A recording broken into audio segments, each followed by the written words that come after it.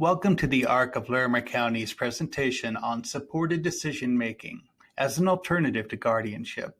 Some of the topics we will discuss in this presentation include supported decision-making, its history, supported decision-making as a process in the state of Colorado, the need for there to be a support group in place in order for supported decision-making to truly work, and guardianship and other alternatives to supported decision-making. It is important for us to share with you at the outset that we are making this recording during the summer of 2022. If a significant amount of time has passed since then, you may wish to contact our agency in order to see if there's more updated information for us to share with you on this topic. In order to help everyone listening to this presentation understand better what supported decision-making is all about, we would like to begin with a working definition of SDM. Supported decision-making has been defined as a series of relationships, practices, arrangements, and agreements. Sometimes they are formal, sometimes they can be less formal, but they are all designed to assist an individual with a disability in making and communicating to others their own decisions about how they wish to live their lives. Ultimately, supported decision-making is about a person-centered process that puts the individual with a disability at the center of decision-making over their own lives. As individuals with intellectual and developmental disabilities and advocates working with people with IDD well know, individuals with these disabilities have historically been among the most ignored groups when it comes to protection under the law. Just as with other disenfranchised populations throughout history, people with IDD were often not accorded the same rights and freedoms which other individuals in our society have enjoyed for a very long time. The movement toward implementing laws and policies meant to protect the rights of individuals with IDD has been a very slow process. Beginning in the 1960s and continuing to this very day, disability right advocates, many of whom have disabilities themselves, began to fight for their right to have increased access to their communities and a much larger say in the policies, processes, and laws that impacted their lives. State systems designed to support the needs of people with IDD soon began to recognize the importance of serving them within their own communities and letting them speak for themselves. As people with disabilities were welcomed into workplaces, neighborhoods, and schools in the communities in which they lived, it became increasingly apparent that their ability and their right to speak for themselves needed to be better recognized and protected.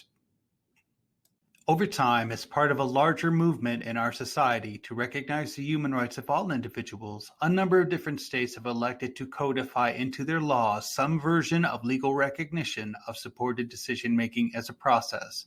This includes the state of Colorado, which made supported decision-making part of its legal and regulatory structure in 2021.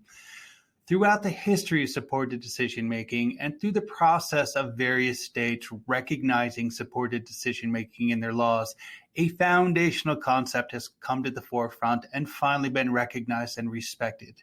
And that is the right of all individuals, including individuals with intellectual and developmental disabilities, to make their own decisions about their lives to the largest extent possible. One way for us to look at this entire process is to start with a foundational understanding that I think we all can agree upon. Every individual in our society should have the right to make decisions about their lives, unless and until it is clearly shown that they need help doing so. So the question becomes, how do you know when someone needs help making decisions? The Colorado law defines an incapacitated adult as a person who is unable to effectively receive or evaluate information, or both, or make or communicate decisions to such an extent that the individual lacks the ability to satisfy essential requirements for their own physical health, safety, or self-care, even with appropriate and reasonably available technological assistance to do so. More simply stated, an incapacitated person is someone who needs help making decisions for their own general safety and general welfare. When thinking about how to help a person with an IDD make such decisions about their own lives, and when considering the possibility of a guardianship as an alternative for such a person in order to help them do so, it is important to remember that Colorado law presumes every person has the capacity to make their own decisions, until it is shown through an appropriate legal proceeding that they do not. And even then, Colorado law presumes that a limited guardianship is appropriate unless there's evidence to the contrary presented at an appropriate legal proceeding. In many ways, the supported decision-making process is both an extension of and an addition to the person-centered planning process that is already required of a state by the federal government when the state is determining how to provide Medicaid-based services to any person with a disability. As part of the process of qualifying an individual with a disability for Medicaid services in Colorado, the state is already required to assure that any decisions related to those services are decisions which are informed by the person with a disability who is in need of services, and which gives them a voice in how, where, and from whom those services will be provided. Person-centered planning is similar to supported decision-making in a number of ways, including that both are approaches designed to guide change in a person's life. The planning process is carried out through an alliance with the person with the disability's family and friends and their support group, and it is grounded in the idea of demonstrating respect and dignity for all involved. Both the person-centered planning process and supported decision-making are recognized as approaches for an organized process which seeks to discover, understand, and clearly describe the unique characteristics and wishes of the person with a disability so they can develop a positive, empowering sense of control over making decisions related to their own lives. Finally, both person-centered planning and supported decision-making are often supported by an interconnected web of relationships made up of the other people already within the support circle that exists around the person with the disability. Now that we have discussed supported decision-making in a general way, let's see how it is defined under the Colorado law. The law of our state defines supported decision-making as the means by which an adult with a disability or diminished capacity has made or is making his or her own decisions by using friends, family members, service professionals, and other people that they trust to help them understand issues and choices, to help them ask questions, to help them obtain explanations and answer questions in language that they understand, to help them communicate their decisions to others, and to help facilitate them having as much control as possible over decisions regarding their own health, safety, welfare, and financial affairs, as well as their day-to-day lives. So now that we know a little bit more about what supported decision-making is, we can ask the question, who actually uses supported decision-making? And the answer to that question is all of us. All of us use supported decision-making to some degree over the course of our daily lives when we seek the advice of others to help us make better decisions. It is a natural, community-centered process that aids individuals in determining the trajectory of their own lives.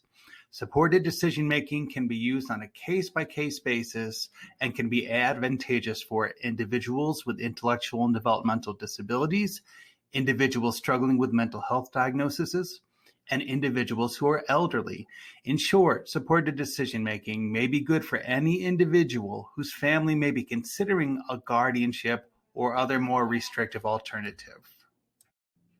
Another important question to ask is, what are some of the benefits to a person with an intellectual or developmental disability using supported decision-making?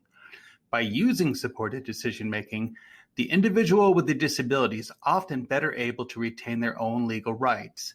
Supported decision-making helps increase their own sense of self-esteem and self-worth. Supported decision-making allows that person to make more personal growth and have better life experiences. And finally, supported decision-making helps reduce the stigma of being seen as an individual with a disability. Using supported decision-making means that individuals with disabilities are viewed as more capable of contributing to society because they are in charge of their own lives, just like the rest of us. When all is said and done, it is about dignity of choice. It supports our sense of inherent value and worth as human beings. It honors a person's unique identity and helps them preserve their existing capacity to make choices about their own existence. So in a practical sense, how does supported decision-making actually work? Anyone can be part of a supported decision-making process and a supported decision-making circle that helps a person with an intellectual and developmental disability make choices about their own lives. A supported decision-making circle can be a circle of family, friends, community members, and other supports and service providers who can help individuals with IDD make their own decisions. A member of the supported decision-making circle can be any member of the community, including caregivers, friends, mentors, religious advisors, parents and siblings, as well as service providers. What matters is that the supporter is chosen by the person with the disability, and they are a trusted person who understands the interests, values, and preferences of the person with the disability. Most people have somewhere between 4 to 7 supporters, and the person with disabilities may choose which life decisions they want each member of their supported community group to help them make. Another question we were often asked is, what specifically do supporters do? And the answer is that supporters simply assist the person with a disability so he or she can make his or her own decisions. Supporters can help the person with an IDD understand the choices at hand and review the options in front of them to help them understand both the pros and cons of the pending issue and how to make a decision about it. The supporters may also assist a person in communicating his or her own intentions to others. Supporters may attend appointments or other meetings with the individual with a disability if the person with the disability wants their supporters there. Supported decision-making can take place in a number of different ways and in many different contexts. Methods of support can be informal, such as asking a relative for help making a basic financial decision. Methods of support can be more formal, like asking someone to sign a release so they can help you make an important medical decision. The individual with a disability decides who will support them and how much support will be offered. The Colorado law related to supported decision-making sets out a process by which the supporters and the individual with a disability can sign a supported decision-making agreement. That agreement is a straightforward document that lists the areas in which an individual with a disability would like to be supported, along with the extent of support that should occur, and it also states who should provide support to the person with a disability in each individual context when they are making decisions. Supported decision-making takes into account that every individual is different and that solutions for different people should be crafted differently. By way of example, some people may need one-on-one support and more discussion about a specific issue which is at hand. For others, a team approach might work best. Some people might even benefit from a situation where the decision is being explained to them pictorially. With supported decision-making, the possibilities can be and should be as diverse as the needs of each individual. One of the best things about supported decision-making is that opportunities to implement it can be found almost anywhere, such as in situations where there is an IEP meeting for a student who receives special education services at school. Those IEP meetings can be student-led. You can also make sure that there is truly informed consent for medical care by making sure that medical care providers listen to the individual with a disability and respect their choices. You can also make sure that an individual makes informed choices related to vocational rehabilitation services and in employment choices.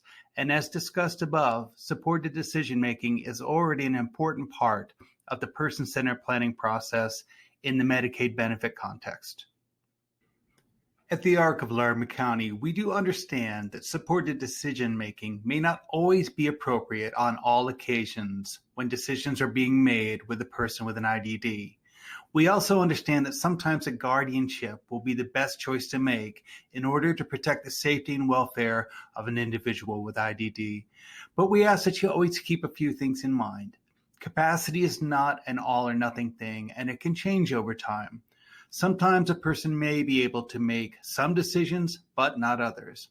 They might be able to make some decisions at some times, but not be able to make the same decision at other times. They may be able to make some decisions only if they get more help in understanding the decision to be made on a specific occasion. But also keep in mind that Not being able to make decisions, the lack of opportunity to make decisions can prevent people with IDD from developing their capacity further or even decrease their capacity to make decisions. Also remember that capacity should never be based solely on an IQ or a medical diagnosis. If it becomes necessary to seek a guardianship for a person with an IDD, whenever possible, start with the least restrictive alternative available, which is what is required by the Colorado law. Research has shown that overly restrictive guardianships can limit the development of important independent living skills for people with IDD. And individuals under guardianship often experience low self-esteem and feelings of inadequacy, in contrast to those who are allowed to exercise self-determination. Exercising their right to self-determination whenever possible and to the largest extent possible can help a person with an IDD enjoy a greater quality of life and possibly also allow them to be better able to resist the possibility of abuse and neglect. When considering putting a guardianship in place, think about a tool that has been developed by the American Bar Association, often referred to as the practical tool, which is an acronym for the following words: presume, reason, ask, community, team, identify abilities, challenges, appoint, and limit. We will discuss each of those concepts in turn. Presume, presume the guardianship is not needed. Reason, meaning reason whether an individual can meet some or all of the tasks related to their own independent living, like managing money or making healthcare decisions.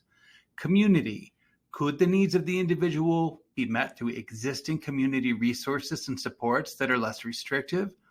Team, ask the individual if they already have a network of supporters or team in place that helps them make decisions. Identify abilities. Can the individual explain the reason for their decision? Does their ability to make decisions remain consistent over time? And does the individual understand the consequences of the decisions being made? Challenges.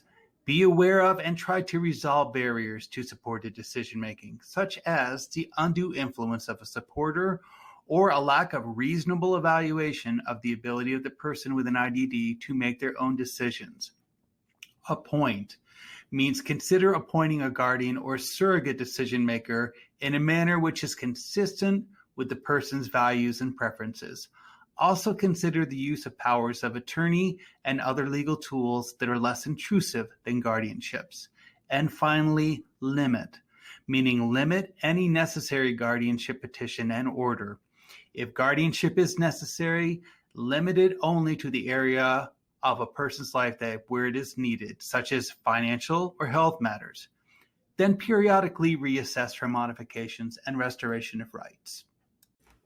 In addition, we ask you to always consider the possibility that a person's ability to make decisions and their capacity to make decisions can change over time based on new life experiences, based on the nature of their environment, based on the preferences and interests they have that may have changed, based on the available support that they have to them at any given point in time.